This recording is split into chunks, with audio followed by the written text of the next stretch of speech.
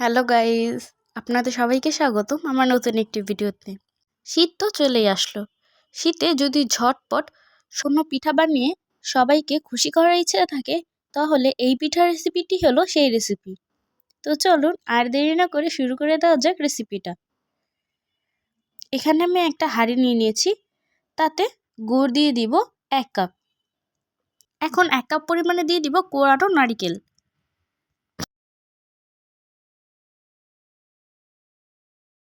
এখন এই নারকেল আর গুড়টাকে ভালো করে মিশিয়ে নিব। অল্প পরিমাণে পানি দিলে কিন্তু এই নারকেল আর গুড়টা রান্না করতে অনেক বেশি সুবিধা হয়। এখন কিছুটা পানি ছেড়ে দিয়েছে, আমি অনবরত নেড়েচেড়ে এটাকে রান্না করে নিব। এই পর্যায়ে নারকেলটা একেবারে ঝরঝরে হয়ে গেছে। এখন আমি এটাকে নামিয়ে নিব।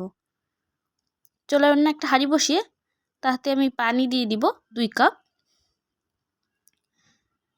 এখন পানিটা ফোটা পর্যন্ত অপেক্ষা করব। পানিটা যখন এরকম ফুটতে শুরু করবে সেই পর্যায়ে এখানে লবণ দিয়ে দিব।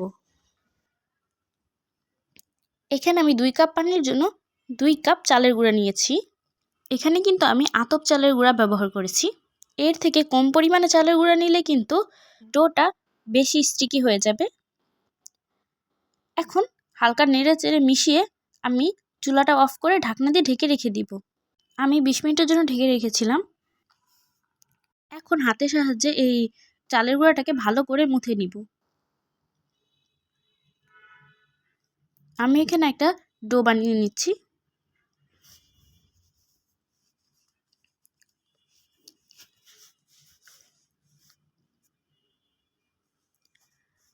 আরও কিছুক্ষণ এটাকে মুথে তারপরে আটাটাকে 2টা অংশে বিভক্ত করে নিব।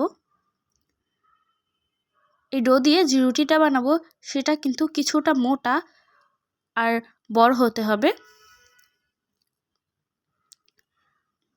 এখন এটাকে বেলে বেলে একটা রুটির মতো বানিয়ে নিব। আমি ভালো করে বেলে নিচ্ছি। আমার বেলা হয়ে গেছে, দেখতেই পাচ্ছেন রুটির পুরুত্বটা কিন্তু এরকম থাকবে। এখন চারপাশ থেকে কেটে আমি একটা স্কোয়ারের শেপ বানিয়ে নিচ্ছি, যাতে রোল করতে সুবিধা হয়।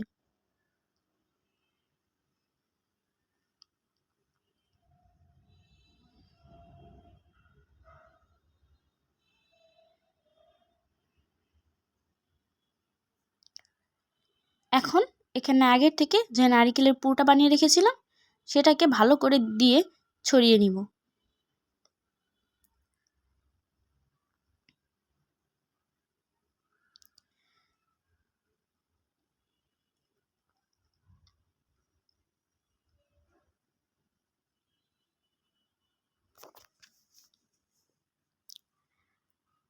নারকেলের পুরটা আমি ভালো করে দিয়ে ছড়িয়ে নিয়েছি।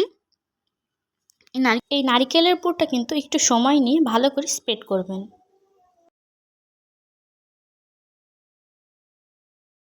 এখন এই রুটিটাকে রোল করে নিব।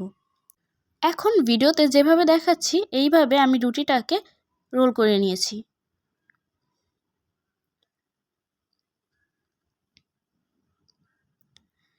চুলায় আমি একটা হাঁড়িতে পানি গরম হতে বসিয়েছিলাম, তার উপরে এখানে স্টিমার নিয়ে নিব। আপনারা চাইলে কিন্তু রাইস কুকারেও এটা করতে পারেন। এরপর স্টিমারের উপরে আগের থেকে বানিয়ে রাখা রোলগুলোর দিয়ে ঢাকনা দিয়ে ঢেকে রেখে দিব 10 মিনিটের জন্য।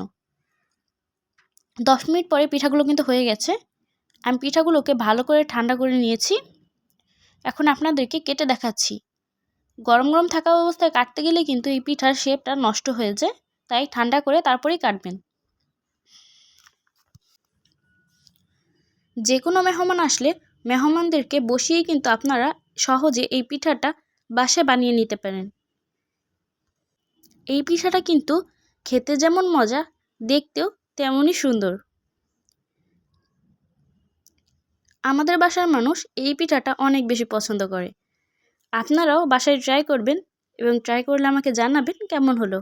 ভিডিওটি ভালো লাগলে লাইক করে দিবেন আর সাবস্ক্রাইব করে পাশেই থাকবেন। আল্লাহ হাফেজ।